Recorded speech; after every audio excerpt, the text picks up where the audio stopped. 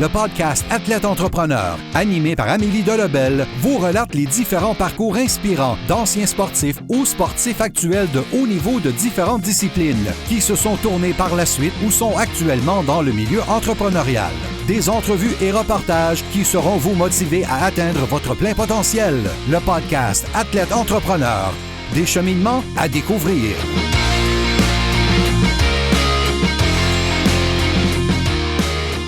Bonjour à tous, ici votre hôtesse Amélie Delobel et je suis très heureuse de vous accueillir sur mon podcast Athlète Entrepreneur pour cet épisode 064. Athlète Entrepreneur est un podcast qui a pour but de motiver les athlètes ou anciens athlètes qui souhaitent se lancer en affaires. Avant de vous parler de mon invité du jour, si vous avez déjà un podcast ou vous souhaitez en lancer un, je vous recommande l'hébergeur Blubrry que j'utilise également. Pour obtenir un mois d'essai gratuit sur cette plateforme, simplement aller au ameliedelobel.com/Blubrry, Blubrry. Aujourd'hui, j'ai la chance de discuter avec Mathieu Garon, un ancien gardien de la Ligue nationale de hockey qui a entre autres porté l'uniforme des Canadiens de Montréal et remporté la Coupe Stanley avec les Penguins de Pittsburgh en 2009. Depuis sa retraite, soit en 2014, les Québécois donnent des cours privés pour gardiens tout en travaillant dans l'organisation du Lightning de Tampa Bay, où il s'occupe notamment des camps au nom de l'organisation. Sans plus attendre, je vous laisse à cette entrevue. Bonne écoute! Alors, je suis actuellement avec mon invité du jour, Mathieu Garon. Salut Mathieu, comment ça va? Ça va très bien, toi? Ça va très bien, merci beaucoup. Tout d'abord, est-ce que tu peux nous expliquer ton parcours dans le monde du hockey, de ton hockey mineur à tes années chez les professionnels? Moi, je viens du Bas-Saint-Laurent. Donc, j'ai commencé à Saint-Anne-des-Monts. J'ai joué jusqu'à l'âge que j'étais pee-wee. Ensuite, j'ai déménagé à Rimouski. C'est là que ma famille sont encore. J'ai joué là jusqu'à temps que c'était le temps d'aller au Midget 3. Donc, Midget 3, moi, de Rimouski, j'appartenais aux élites de Jonquière. Donc, c'est quand même une bonne distance de partir de chez moi. Je suis parti de chez moi à l'âge de 15 ans. Je suis allé jouer 2 ans avec les élites. Ensuite, j'ai été repêché dans la Ligue de hockey junior majeur à Victoriaville. J'ai joué 3 ans à Victoriaville. Et pendant ce temps-là, je me suis fait repêcher par le Canadien.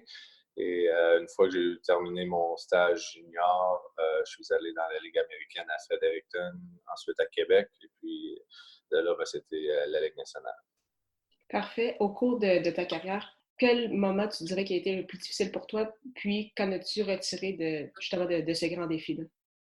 Bien, je parlais des élites de Jonquière. Quand je suis parti à 15 ans, on avait une très, très jeune équipe. Et puis, on n'avait pas vraiment une bonne équipe non plus. On a gagné un seul match pendant la saison, en 44 parties. Fait que ça a été une expérience assez difficile pour moi et mes coéquipiers, en fait. Mais aussi, le fait de partir de chez moi puis d'avoir une saison comme ça a été vraiment, vraiment dur. Puis évidemment, je ne me suis pas fait repêcher après cette année-là dans la Ligue de hockey junior majeur. Donc, après ça, ça a été, je pense que c'est là le point déterminant de ma carrière. J'ai fait une année très difficile, mais l'année ensuite, ça a été vraiment une bonne année. Et puis, j'ai gagné plusieurs trophées, dont le meilleur gardien de la Ligue après.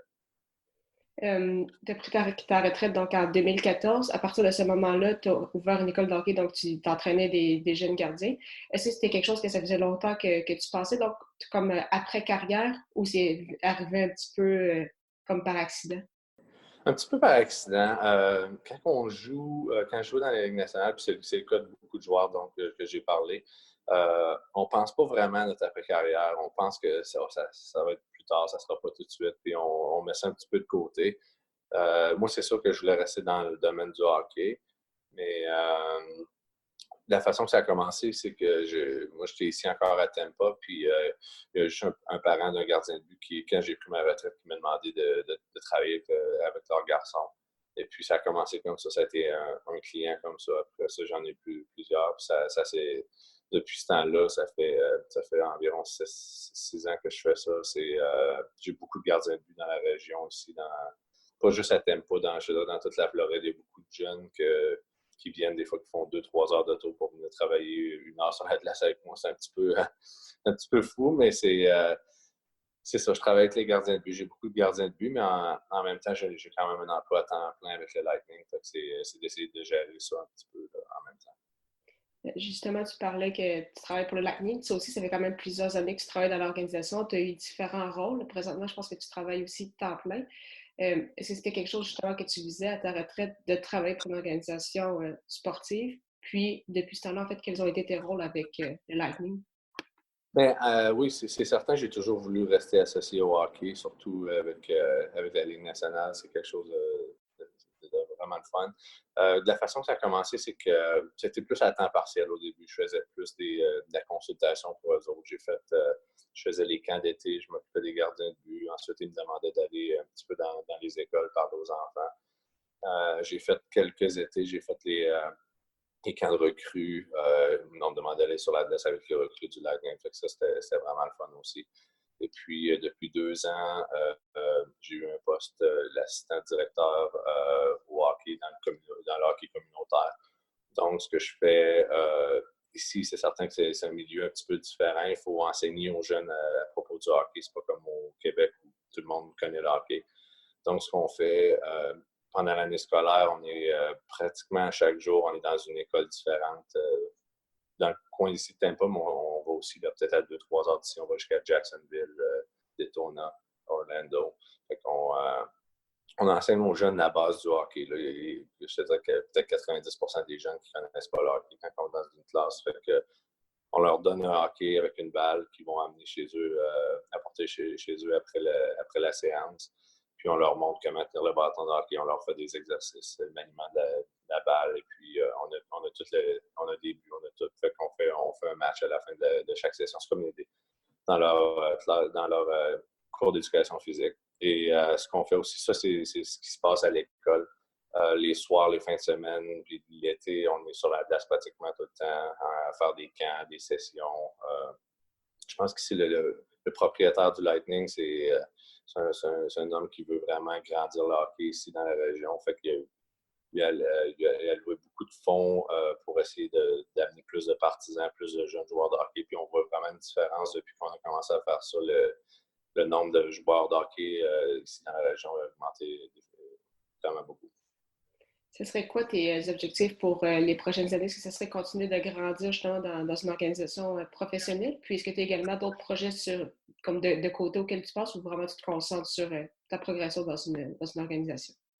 Bien, pour l'instant, c'est ce que j'aime faire. C'est certain que j'ai toujours eu le rêve de devenir entraîneur de gardien de but dans la Ligue nationale. Sauf que j'ai eu quelques opportunités d'autres organisations qui m'ont offert des postes, mais c'était plus dans la Ligue américaine.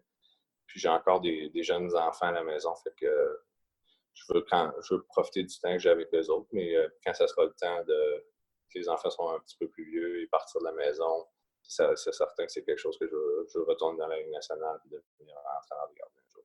Parfait. Pour terminer l'entrevue, je vais te poser quelques petites questions en rafale. Ma première question, c'est quelle est la chose la plus importante que le hockey t'a apporté? Je pense que c'est une bonne question.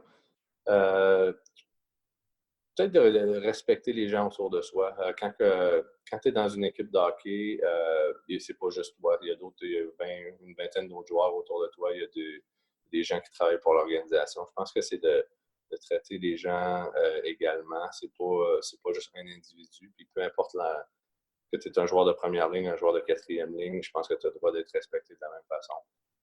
Fait que de vivre dans un groupe comme ça, puis d'avoir à gérer plusieurs personnes, plusieurs égos, je pense que c'est le respect de tous les autres autour de soi. Quel est ton plus beau souvenir sportif? Évidemment, c'est de gagner la Coupe Stanley avec les Pingouins en 2009. Ça a été une expérience que jamais j'ai oubliée, puis je pense que ça va rester avec moi pour toujours.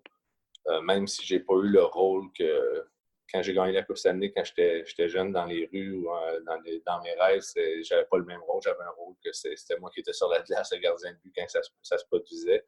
La façon que c'est arrivé, c'est différent, mais peu importe la façon que c'est arrivé, je pense que gagner la Coupe Stanley, c'est le but. Puis, quel serait ton meilleur conseil pour un athlète ou un ancien athlète qui souhaite se lancer en affaires, en entrepreneuriat dans ses projets?